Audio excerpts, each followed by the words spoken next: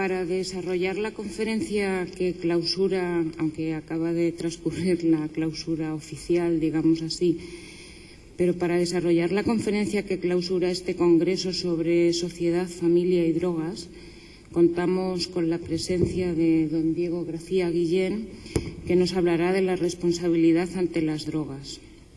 Hemos de admitir que el tema de las drogas, por más que sea ancestral en la cultura humana, nos ha cogido a todos por sorpresa.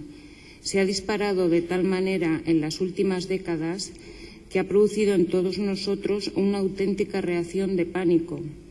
Los psiquiatras conocen muy bien este tipo de reacciones y saben que ante ellas se desencadenan en los seres humanos mecanismos irracionales.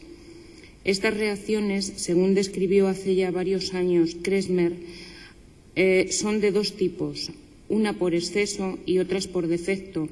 A las primeras las denominó reacciones de sobresalto y a las segundas reacciones de sobrecogimiento. Ambas son fruto del miedo y no de la reflexión, por eso suelen ser muy poco prudentes. Son reacciones polares y extremas, cuando sabemos que en los extremos no suele estar la virtud, sino en el medio. Cabe preguntarse si en nuestra reacción social ante el tema de las drogas no ha habido mucho de esto, de sobresalto y de sobrecogimiento. La idea de penalizar completamente estas conductas, haciendo de quienes consumen drogas delincuentes o convirtiéndolos en enfermos mentales, tiene mucho de reacción de sobresalto. En nuestro caso, el sobresalto ha consistido en utilizar la fuerza física o la fuerza de la ley como método para controlar este tipo de conductas. La reacción de sobrecogimiento sería lógicamente la contraria a esta, la de inhibirse y pensar que todo es lo mismo y que haya cada uno. Son dos posturas muy frecuentes, quizá las más frecuentes, pero posiblemente ninguna de ellas es la correcta. Y por eso ninguna va a solucionar el problema. La cuestión no está en prohibir ni tampoco en permitir. Se trata de algo más difícil, pero sin duda más humano. Se trata de promover la madurez personal y el sentido de la responsabilidad. Para hablar de estas cuestiones es un lujo y un placer tener en esta mesa al catedrático don Diego García Guillén, licenciado en Medicina y Cirugía, diplomado en Psicología Clínica, doctor en Medicina, catedrático de Historia de la Medicina y profesor de Bioética en la Facultad de Medicina de la Universidad Complutense de Madrid.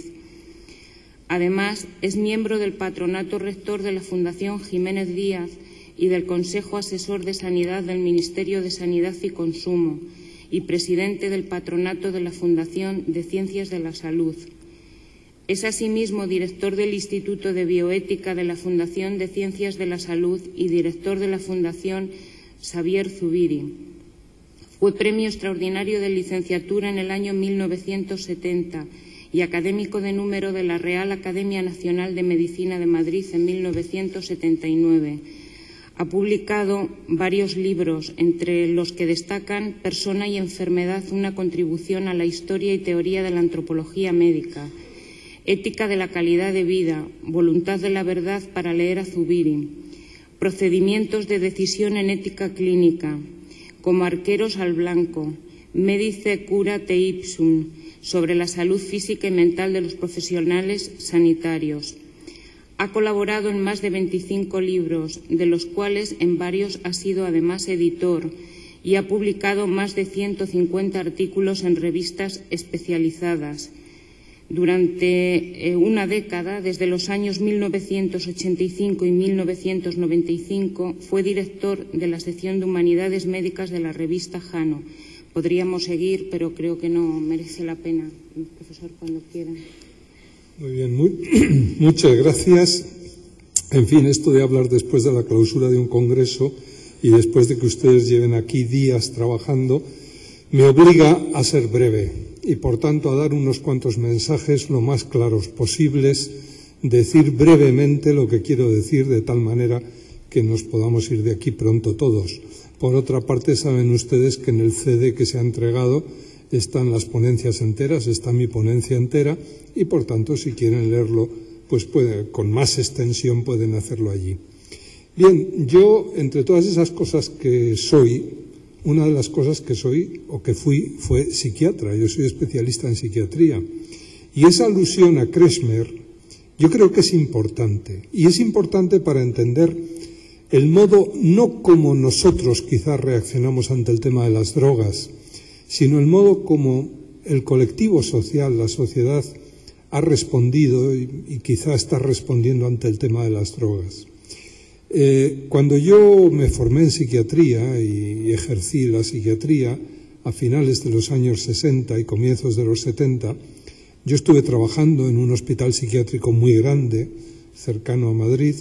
Allí no había un drogodependiente en el sentido que hoy lo entendemos. Había alcohólicos, pero desde luego no había personas que estuvieran allí por cocainómanos o por heroinómanos o cosa parecida, ¿no?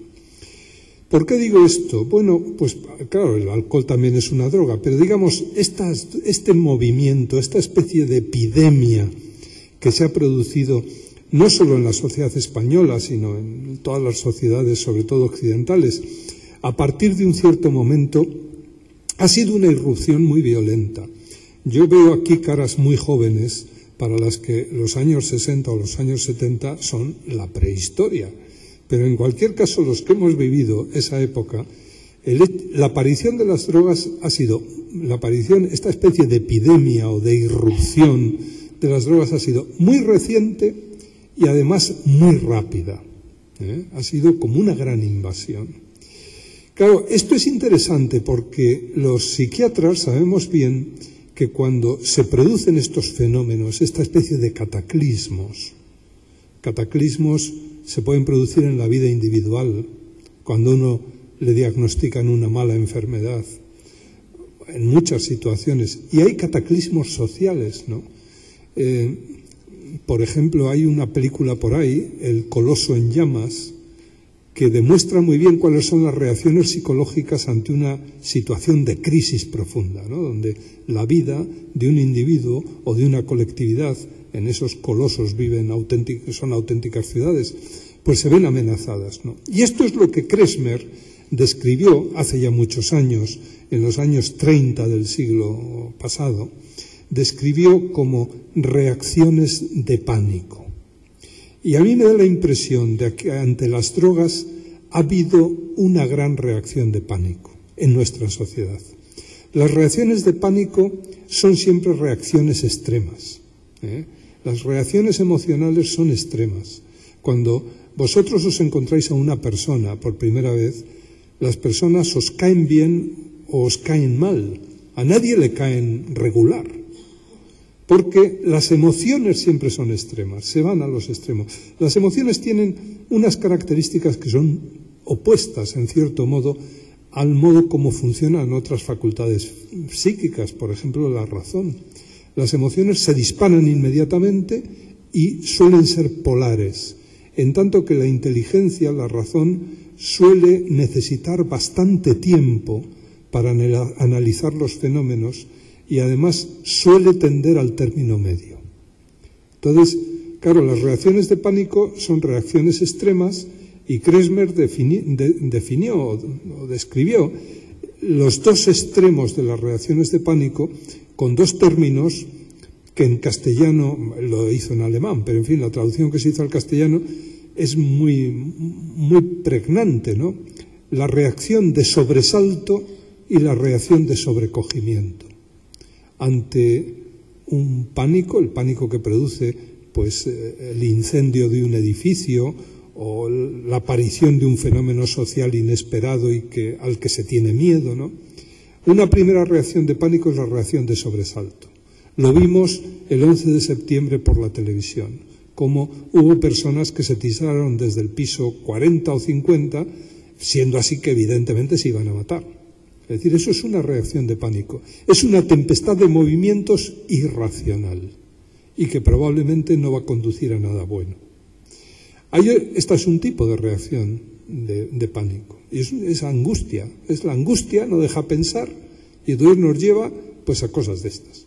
La otra reacción, la contraria, es la que Kressmer llamó reacción de sobrecogimiento. Hay personas, por ejemplo, esto también se ve en los incendios, ¿no? Y los bomberos lo conocen muy bien. Son personas que se quedan absolutamente paralizadas, como la mujer de Lot que describe la Biblia, convertida en estatua de sal y no se puede mover. Esa es una reacción que se llama de sobrecogimiento. Si la otra reacción consiste en hacer muchas cosas, aunque no se sabe para qué o por qué, ni se sabe la racionalidad de lo que se está haciendo, en esta otra reacción es que no se puede hacer nada. Claro, todos los libros dicen que lo más adecuado es controlar estas emociones, intentar rebajar el nivel de angustia, porque eso es lo que va a permitir a la razón buscar la solución, si es que la hay, que puede no haberla. Y entonces estamos ante una tragedia. Eso es lo que se llama una tragedia. Pero, en fin, a veces hay soluciones, aunque sean parciales. Y, por tanto, buscar poco a poco, lentamente, esa solución que sea más prudente o más razonable. El padre Aristóteles, que nos ha enseñado a todos mucho en la cultura occidental, dice en la Ética Nicómaco que estas vías razonables y prudentes suelen ser intermedias. Hay una frase latina, que es la traducción de una frase griega que está en la Ética Nicómaco, que dice in medio virtus, y nuestras abuelas, o el refranero castellano, pues siempre ha dicho que la virtud está en el medio. ¿Por qué digo esto? Porque a mí me parece que ante la irrupción del tema de las drogas a partir de los años 70, causó en la sociedad unas reacciones de pánico, no una, varias reacciones de pánico. Y esas reacciones de pánico son bastante irracionales. ¿Cuáles han sido? ¿Qué es lo que en el manejo social, en esta especie de inconsciente colectivo que tiene toda sociedad, ¿no? Lo que llaman el imaginario colectivo de una sociedad, los antropólogos? ¿Qué sería eso que Kressmer llamaba una reacción de sobresalto? Pues la reacción de sobresalto siempre es una tempestad de movimiento, siempre es hacer cosas que probablemente no van a funcionar, pero que nos desangustian, porque de eso se trata. Y, por ejemplo, una reacción de sobresalto en el tema de las drogas, clarísimo, consiste en pensar que metiendo todo en el Código Penal y prohibiendo todas las conductas vamos a arreglar la situación. Por tanto, penalicemos todo. O, ese es un tipo de reacción. Otra reacción que ha sido muy frecuente, convertir a todos los drogodependientes o personas que consumen drogas en enfermos mentales. Es una enfermedad. Y entonces esto, simplemente diciendo es una enfermedad, nos desangustia terriblemente. Y nos quedamos bastante tranquilos. Es decir, parece como si eso fuera a solucionar el problema. Hay otra reacción, que es exactamente la contraria, la reacción de sobrecogimiento. ¿Cuál fue esta en el tema de las drogas? Es muy frecuente. Ellos lo quieren, son unos viciosos, están suicidándose, que se mueran. A mí no me pidan ayuda. Es decir, allá ellos lo han querido, tal. Es decir, no hacer nada. Hacer mucho, sobre todo muy coactivo, y a ser posible penal, es decir, o simplemente no hacer nada. Ellos se lo han buscado, son personas que, pues allá ellos, que se mueran, y cuanto antes quizá mejor. Las habrán oído, ustedes lo conocen, ustedes están trabajando en el mundo de la droga, y estos dos tipos de actitudes. Claro, la tesis que yo quiero defender es que ninguna de estas dos... No digo que no haya que promover ciertas leyes o ciertas normas, pero pensar que mediante la criminalización de conductas o mediante la psiquiatrización de las conductas vamos a manejar correctamente el problema, a mí me parece un gravísimo error, producido en buena medida por la angustia que tenemos, casi todos. Por supuesto, la otra reacción también me parece inadecuada. Y entonces yo lo que les vendría a proponer sería una tercera reacción, la reacción intermedia, es decir, y esa reacción intermedia, pues tiene un nombre. Claro, a mí me ha dado Eusebio Mejía este título, porque yo he estado trabajando con la FAZ y con grupos hace años en un intento por aclarar un poco este tema de la responsabilidad ante las drogas. Frente a la criminalización o frente a la banalización, decíamos, la responsabilización. Y entonces me gustaría exponer brevísimamente ¿qué es esto de la responsabilidad o cómo se maneja? Porque si no, es un concepto abstracto, es una palabra que también nos desangustiará o no, pero probablemente no sabemos cómo manejar o no va a servir para nada.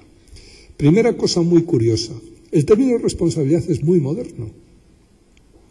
Claro, todos lo utilizamos mucho, lo utilizamos tanto que nos parece que ha tenido que estar en el idioma desde siempre. Bueno, pues yo no sé, el año pasado se celebró el 4º centenario de la publicación de la primera parte del Quijote. Se distribuyeron millones de ejemplares de Quijotes por España. Supongo que todo el mundo ha leído el Quijote a estas alturas, porque si no, lo que habría que preguntarse es qué ha pasado con esos millones de ejemplares. Pero en fin, si ustedes han leído el Quijote, pues probablemente podrán recordar que en todas las páginas del Quijote no aparece ni una sola vez la palabra responsabilidad. Y si dicen, hombre, ¿será que Cervantes pues no le gustaba? Era una palabra a la que le tenía inquina, ¿no? Pero es que si ustedes leen a Lope y leen a Calderón y leen toda la literatura clásica, verán que la palabra responsabilidad tampoco aparece. De hecho, la palabra responsabilidad en castellano tiene muy poca historia. Aparece por primera vez en el siglo XVIII. Claro, es decir, no se ha podido hablar de educación en la responsabilidad porque, entre otras cosas, la palabra responsabilidad no se ha utilizado. Y la cuestión sería, ¿por qué no? ¿O por qué es tan moderna? Bueno, esto es un tema interesante, al cual quiero dedicar unos minutos. Primera cosa que quiero decir, nunca se ha educado en la responsabilidad en la historia de Occidente. La educación no ha tenido por objeto hacer personas responsables. Esto es duro lo que estoy diciendo, pero se lo digo porque me lo he estudiado, porque lo he estudiado, y es así. Fíjense ustedes, 2 palabras sobre esto. En latín, pues hay 2 palabras para describir la relación docente, la relación que se establece entre un docente. Docente es una palabra que viene de un verbo latino, el verbo doceo o doceo, como dicen los puristas, que significa enseñar. La relación clásica es la relación entre un docente, alguien que enseña, y un discente, que viene de otro verbo latino, disco, discere, que significa aprender. Lo que el docente ha transmitido y ha considerado que tenía que transmitir es una cosa, que es un sustantivo derivado de doceo, un sustantivo abstracto latino y español, que es doctrina. Lo que el docente enseña se llama doctrina. Y la doctrina no es algo que se discuta. La doctrina es un cuerpo que está ahí y que la obligación del docente es transmitir a las generaciones siguientes. Por tanto, el docente lo que tiene que hacer es transmitir a las nuevas generaciones ese depósito que se le ha entregado a él desde generaciones anteriores y que naturalmente tiene que pasar de mano en mano. El testigo tiene que ir pasando. La enseñanza, la función que tiene es pasar el testigo, pasar la doctrina del docente al discente. Y de disco, de ahí viene discipulus, y de ahí viene disciplina. El sujeto disciplinado no es el que discute o pregunta, es el que acepta y asume e incorpora la doctrina. Por tanto, esto donde se veía más claramente, ustedes probablemente no lo han estudiado, yo sí, y muchos que hay aquí también. Esto se veía muy bien en la transmisión del catecismo. La enseñanza del catecismo era exactamente así. Era un depósito, una doctrina que tenía que transmitirse de generación en generación. No se trataba de discutir, tampoco se trataba de entender. De lo que se trataba era de transmitir. Y de que las nuevas generaciones aprendieran ese depósito, esa doctrina, a ser posible de memoria, para que no se les olvidara nunca más. Claro, esto no es educar en la responsabilidad. Esto no tiene nada que ver con esto que llamamos educar en la responsabilidad. Esto es transmitir unos contenidos que se supone que son intocables, que no se pueden tocar y que además es feo discutir.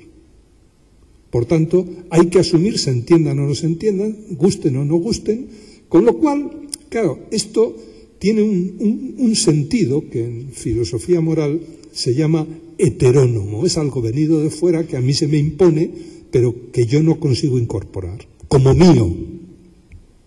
Lo que yo asumo como mío, eso no se llama heterónomo, se llama en filosofía moral autónomo. Nomos en griego es ley, yo me doy a mí mismo mi propia ley. Yo asumo como mío eso que me dicen los demás, pero lo practico porque lo asumo como mío, no porque me lo digan los demás. Esto es típico del mundo moderno. Bueno, este sentido del término autonomía, el sentido político viene de Grecia, y el que es tan frecuente en España, ¿no? Autónomo es un término griego. Pero el sentido moral procede del siglo XVIII. Y el sentido moral es una de las grandes conquistas de la cultura moderna y de la cultura occidental a todo lo largo de su historia. Yo soy un sujeto moral porque soy autónomo. Es decir, porque soy libre y puedo aceptar o rechazar las ideas que me proponen. Por tanto, la autonomía es aquello que hace al ser humano ser humano. Cuanto más heterónomo o menos autónomo, menos humano eres. La educación tradicional era una educación heterónoma y muy poco humana. Digo era, no sé si era o es, pero en fin, esto tiene su ritmo histórico y el ritmo histórico de la heteronomía acabó hace bastantes años. Bien, pues fíjense, el término responsabilidad es un término que ha ido parejo en la historia con el término autonomía. Solo cuando la autonomía ha ganado cuerpo, ha ganado fuerza, ha empezado a utilizarse el término responsabilidad. Ese término responsabilidad en el siglo XVIII, cuando empieza a utilizarse, se utiliza siempre en contextos jurídicos. Yo he seguido la pista a esto, yo estoy escribiendo un libro sobre esto y le he dado muchas vueltas. Es decir, responsable es aquel señor al que se le puede imputar un delito o una falta jurídica. Esto es lo que yo he llamado la responsabilidad consecuente. Es decir, si yo voy a más de 120 por hora, yo tengo que cargar con la multa que me va a poner pues el Guardia Civil de Tráfico. Yo soy responsable de haber ido y tengo que pagar. Y entonces la responsabilidad jurídica consiste en pagar la multa o en que te quiten los puntos o en lo que sea, ¿no? Este sentido es el más clásico. El sentido moral de responsable, que es el que nos interesa, yo creo, aquí, lo que en vez de llamarse responsabilidad consecuente, yo soy responsable de las consecuencias y por tanto tengo que cargar con ellas, con la multa. En vez de eso hay que llamar responsabilidad antecedente. Ese sentido es todavía más moderno. No aparece más que en el tránsito entre el siglo XIX y el siglo XX. Por tanto, tiene un escaso siglo de vida. ¿Qué es esto de la responsabilidad antecedente? Pues hombre, yo soy responsable del futuro, no del pasado. Es decir, responsable de aquello que soy capaz de prever. Si yo no fuera capaz de prever los actos, yo no sería responsable. Yo soy responsable conduciendo un coche cuando, en fin, preveo las situaciones e intento resolverlas. Si no soy capaz de prever, si voy por la carretera y me aparece un camión por un lateral que no he podido prever, ese acto es un acto de los que los escolásticos llamaban un acto del hombre, pero no un acto humano. No soy responsable de ello, no he podido preverlo. Si no he podido preverlo, no soy responsable de ello. Bien, esta es la responsabilidad moral. La responsabilidad moral es la responsabilidad de aquello que se puede prever. Es la responsabilidad del futuro, por el futuro. Todo aquello que yo voy a hacer y que soy capaz de proyectar, de eso soy responsable. Y una persona responsable es aquella que sabe proyectar racional y razonablemente sus actos. Esto es lo que, a partir del año 1919, en que Max Weber acuñó por primera vez la expresión, se llama ética de la responsabilidad. Son las éticas más típicas del siglo XX. la formación de personas en el siglo XX no puede tener, si queremos hacer personas a la altura del siglo XX, no puede tener más que un objetivo, y es formar personas responsables, es decir, personas que puedan prever el futuro y que lo puedan manejar, que puedan establecer fines razonables en su vida.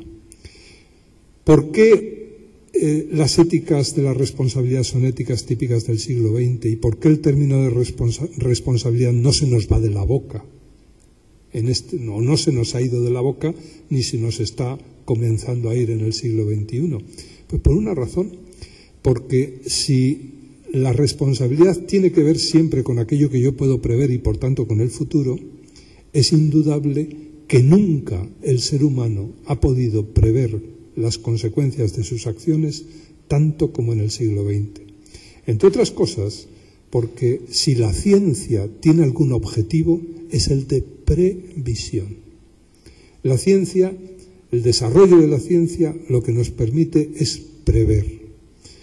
Nos permite prever hasta el punto de que hoy se puede tirar un satélite que se va a encontrar con tal astro dentro de 10 años. Se puede prever dónde va a estar ese astro dentro de 10 años. En un momento, en un segundo determinado. Es una cosa, pero en fin, toda la ciencia lo que hace es prever. La medicina, la biología, nuestra capacidad de previsión ha aumentado exponencialmente. Ahora bien, si el siglo XX se ha caracterizado, ha sido un siglo riquísimo desde el punto de vista científico, que ha aumentado nuestras posibilidades y nuestra capacidad de previsión, o somos cada vez más responsables o el resultado será catastrófico. Piensen ustedes una cosa que yo le oí a un filósofo español, a Javier Zubiri, se ha citado aquí, ¿no? Javier Zubiri, claro, una cosa que se plantea es, evidentemente, la historia va incrementando su capacidad, cada vez tenemos más posibilidades de vida, hoy podemos volar, en el siglo XVI no se podía volar, podemos hacer muchas cosas, podemos hacer más cosas que ha hecho nunca nadie a lo largo de la historia. Nuestras posibilidades son enormes. Ahora bien, esas posibilidades que son enormes son posibilidades positivas y posibilidades negativas. Por ejemplo, nunca en la historia se ha matado tanto como en el siglo XX, pero a la vez nunca en la historia se ha curado tanto como en el siglo XX. Esto es paradójico, pero esta paradoja no lo es tanto.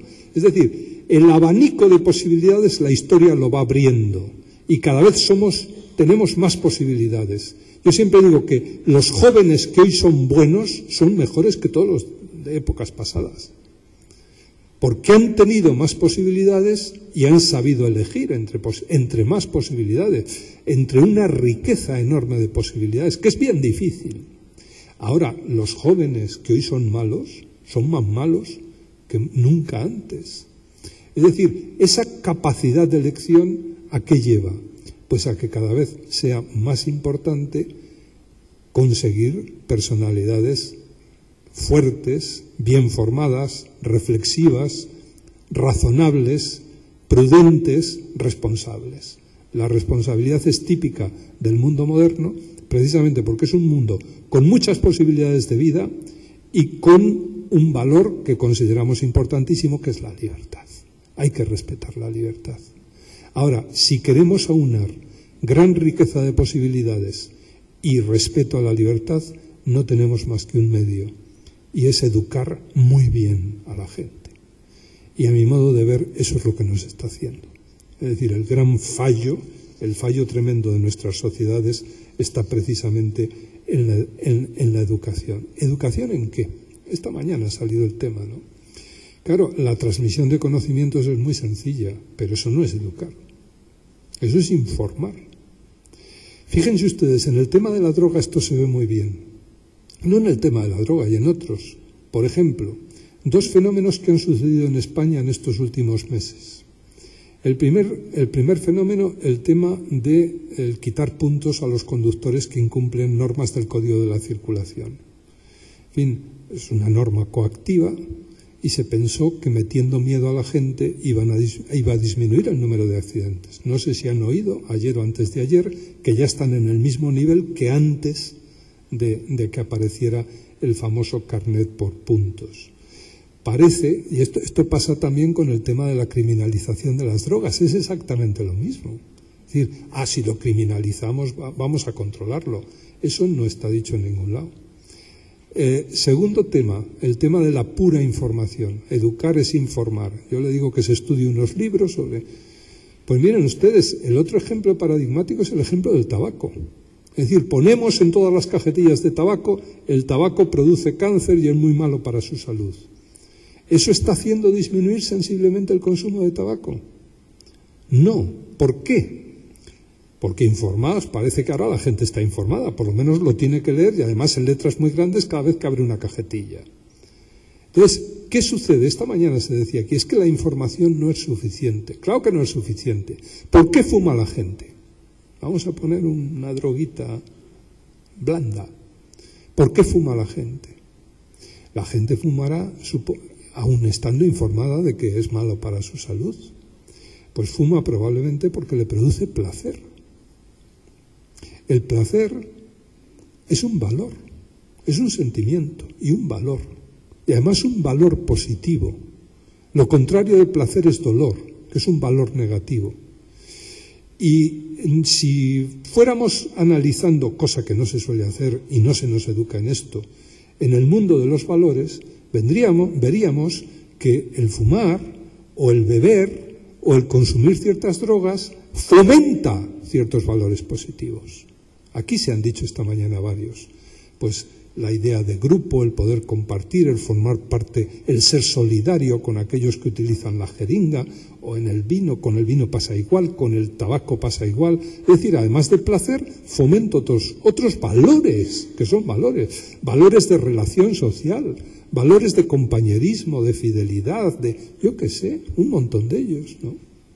Claro, el consumir droga se hace porque en ello las personas que lo consumen encuentran valores y valores positivos.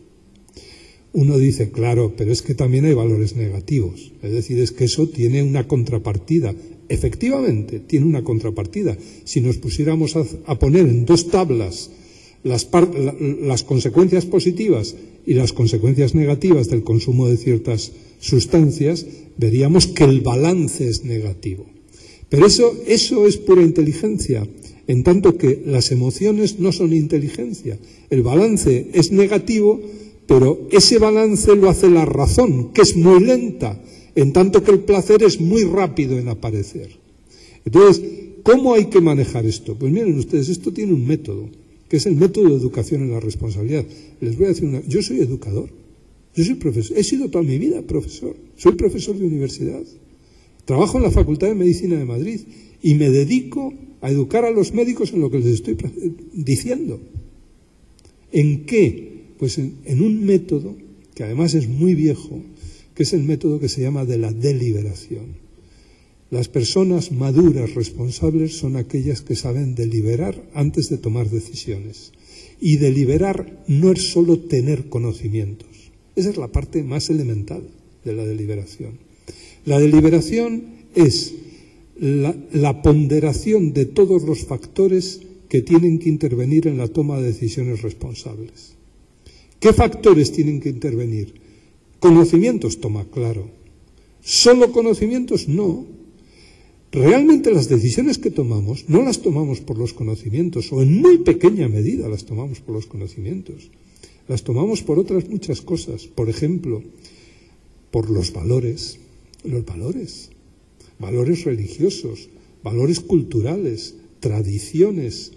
Los valores están muy relacionados con la vida emocional, por emociones, por esperanzas, por deseos.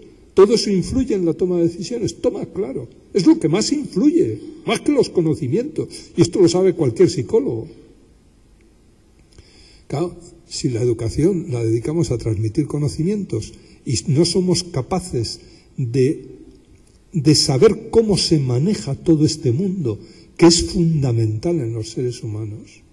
Los seres humanos no son inteligencia, eso es lo más preciado que tenemos los seres humanos. Lo que no nos gusta que nadie nos toque son los valores, mis valores religiosos, mis valores políticos, mis valores estéticos. Por eso se mata y se muere.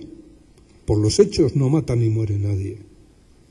Ahora fíjense ustedes, lo que no se nos ha enseñado en la escuela, ni después de la escuela, es a intentar articular todo esto en un proceso de razonamiento, porque al final hay que razonar, en un proceso de razonamiento que nos lleve a tomar decisiones responsables. Esto no es fácil, pero yo les aseguro que si no se manejan así las cuestiones complicadas, estaremos siempre dando bandazos, desde la reacción de sobresalto a la reacción de sobrecogimiento.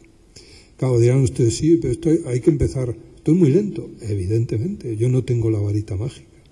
Yo creo que si la educación funcionara bien, el procedimiento que habría que enseñar en las escuelas desde la enseñanza primaria es a deliberar.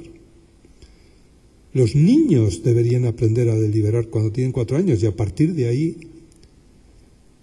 en vez de aprender a competir, en vez de aprender a quedar siempre por encima del otro o a ver, etcétera. ¿No? Este es el gran tema.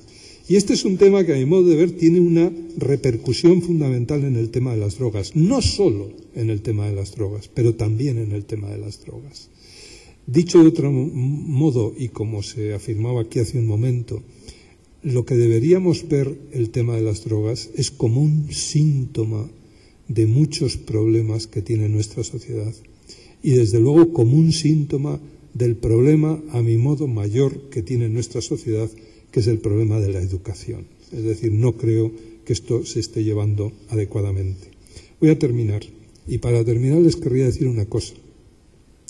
Es relativamente frecuente que, claro, en el tema de las drogodependencias se considera pues que se trata de unos degenerados, físicos, psíquicos o morales. El tema de la degeneración a veces está explícito, muchas veces está implícito, pero se piensa muchas veces, ¿no? Este tema de la degeneración es viejo en la literatura. Concretamente, si uno lee los libros de psiquiatría del siglo XIX y los de medicina, hay todas unas teorías que se llaman teorías degeneracionistas. Y con las teorías degeneracionistas se intentaron explicar los males de toda la sociedad. Por ejemplo, en España en los años 30 del siglo XIX pierde las colonias americanas. Le quedaron unas poquitas, Cuba, Puerto Rico, las Filipinas, que se perdieron, como ustedes saben muy bien, en el año 98. Y el año 98 se armó un jaleo nacional enorme, porque todo el mundo hizo examen de conciencia, los intelectuales, los políticos, diciendo, pero bueno, ¿qué ha pasado? ¿Y por qué estamos aquí? ¿No? ¿Qué pasa con este país? ¿No? Y entonces fue muy frecuente echar la culpa a lo que se llamó la degeneración del pueblo español. Por ejemplo, un autor muy conocido entonces hoy, pero en fin creo que tiene algún instituto por aquí por Madrid, Lucas Mayada. Lucas Mayada publicó un libro que se tituló Los males de la patria, que fue un bestseller en aquella época, ¿no? Y en Los males de la patria se pregunta, pero bueno, ¿qué le pasa a España? Es decir, y una teoría, la teoría más importante es la teoría de la degeneración. Es que la raza española es una raza de baja vitalidad, es una raza degenerada. Don Santiago Ramón y Cajal, del cual estamos celebrando el centenario de la concesión del Premio Nobel, que se le concedió en 1906, don Santiago Ramón y Cajal conocía muy bien la teoría de la degeneración, que es una teoría que habían elaborado biólogos, y salió en contra de la teoría de la degeneración. Él, fíjense ustedes, si sabía biología y si sabía histología del sistema nervioso, hubiera podido fundamentar, y todo lo contrario, negó la teoría de la degeneración, y dice en un libro que hizo para educación de los jóvenes españoles, que se titula Los tónicos de la voluntad. hay que tonificar la voluntad del pueblo español, hay que ponerla en forma. Y dice, España no es un país degenerado, España es un país ineducado, dice. Y yo creo que seguimos exactamente igual que hace un siglo. Pues bien, yo creo que algo similar es lo que habría que aplicar aquí ahora, ¿no? El problema de las drogas no es primariamente, claro, al final se convierte en un asunto médico y en un asunto psiquiátrico y se convierte en un problema policial, pero eso es al final. El problema de las drogas no es primariamente un asunto médico-psiquiátrico, sino producto de causas sociales y culturales y sobre todo de nuestro enorme déficit en la educación de las personas y en la promoción de la responsabilidad. El abuso de drogas no es cuestión de degenerados, sino de ineducados, es decir, de irresponsables. Y si este es el diagnóstico, el tratamiento no puede ser otro que la educación de las personas en los valores y en la responsabilidad. Hay drogas legales y hay drogas ilegales. Nunca van a poder prohibirse todas. Es utópico pensar que la vía legal puede resolver de raíz este problema. Tampoco lo hará la psiquiatrización de estas conductas. Ambos enfoques tienen sin duda su propio campo, que yo no niego, de actuación. Pero no podemos caer en el clásico sofisma que se estudiaba en los libros de lógica clásica, el sofisma pars pro toto, considerar que porque explicas una parte, explicas el todo. No hay otro enfoque radical que el de la prevención, y esta pasa por la educación en los valores y la promoción de la responsabilidad. Muchas gracias y hasta la próxima.